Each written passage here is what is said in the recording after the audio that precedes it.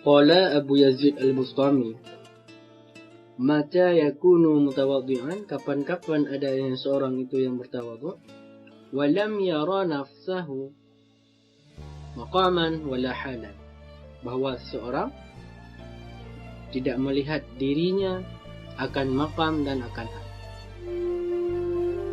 Bahawa seseorang tidak pernah menganggap dirinya orang baik, bahkan selalu mencela dirinya di hadapan Allah, selalu mengakui dirinya orang-orang yang berdosa. Makanya dalam Islam kita diperintahkan untuk melupakan kebaikan kita yang kita lakukan dan selalu mengingat aib-aib yang ada pada diri kita, untuk selalu memohon ampun kepada Allah dan untuk selalu merendahkan diri kepada Allah, mengharap ridha dan rahmatnya Allah. Maka jangan kita lihat diri kita ini orang yang baik. Tafakkurlah.